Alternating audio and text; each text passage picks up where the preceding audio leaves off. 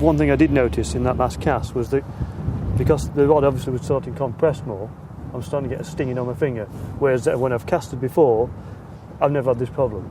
That's right. What it is there is because you're putting body weight into it, as well as just your arms, and you're making it as a bigger arc as well, you're starting to compress the rod more. And if that's stinging your finger immediately, yes, if that was braid, because obviously you're using nylon straight through, if that was braid, that would start to cut into your finger. Yes. So what I'm going to get you to do is, I'm going to get you to stick one of these on, because obviously I don't want you to cut into your finger.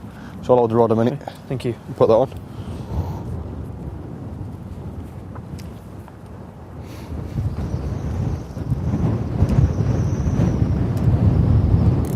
Even if with your reels, so I notice that's a little bit loose there, I always make sure these are fully tight. A few millimetre movement on this reel here is taking energy out of the cast straight away. And if that was with braid as well, it starts to give you problems with cutting. That's it. So if you do the same again, but as on this cast here, try and let go. As soon as you finish the cast, I want you to finish the rod up here and then follow that line. But imagine you're going to snap it home here. That's it. That's it. All you want to do is big. That's it. Don't feather your line there. Don't feather your line. That's it. Anything you're doing there all the way through the cast is the rod's going down. Well, one of the main things you're doing is you could probably, when you watch the film back, the first thing you'll see is you're actually feathering that line all the way through the cast. As soon as you've cast, fingers away from the line. The only time to feather the line is just before it's going to. If you're going to feather it to feel it down, it's just before it comes onto impact. Then you can feather it. It will straighten all your rig out. But as it's going through the flight, just follow that line throughout the air. So as you cast,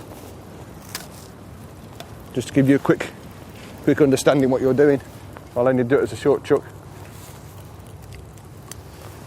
As soon as you've cast, you're doing that, which is slowing down. It's like putting the brakes on straight away from the start.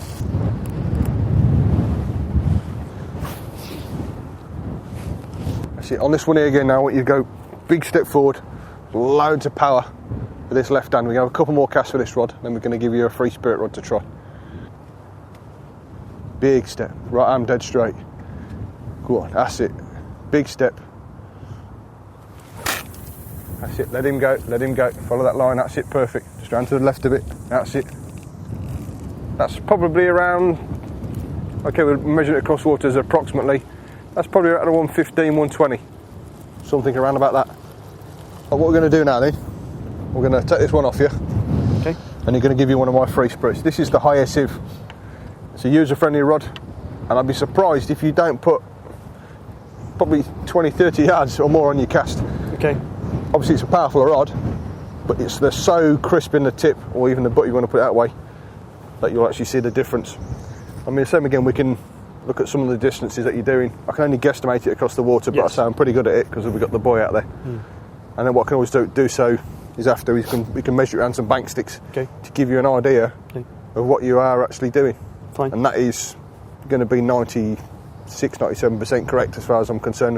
Obviously you've got to base it on a bit of the line toe. Okay. So you do exactly the same again, but on this one here you're going to feel the rod pull back at you. So all you want you to do is pull back even harder and really pull that left hand into the chest. Actually, I want you to bring that left hand right hard into the chest. Big step, left hand hard into the chest. Perfect. Just follow that line round to the left. Well, that's probably around about 10 yards more than what you've just done with the other rod that you're using. All I want you to do on the next one is I want you to pull as hard as you can into my chest. Because it's a stiffer rod, you've got to really start to work the rod. That's it. So you get this foot on this time here. I want you to step right out. Let's just clear some of that. Imagine it's where you want to step, just in there like that. So that's where you want to go. So it's a case of it's a big step. You've got to bring that in. And as you're falling into the cast, left hand into the chest. Literally throw yourself into that cast. Right. If you can hit the clip on this one, come all the way back. Right arm straight. Yeah, so you got it. Big step. Loads of power. Think of that left hand power into the chest. That's good. You free yourself into that. Just follow that line.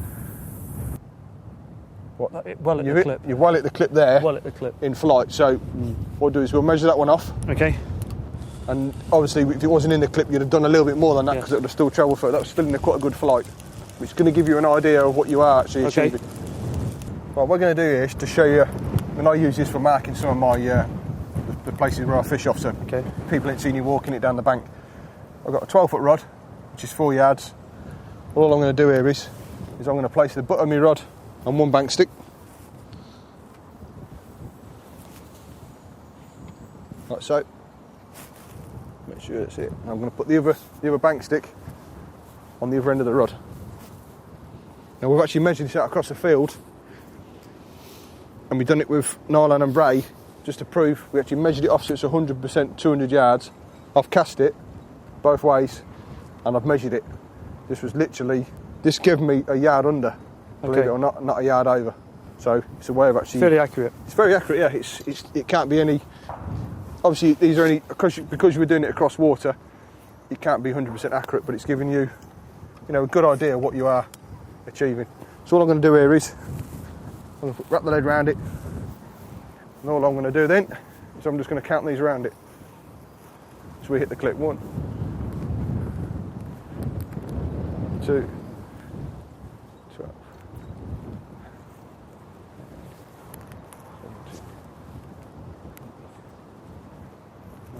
2. That's 144 yards to a clip.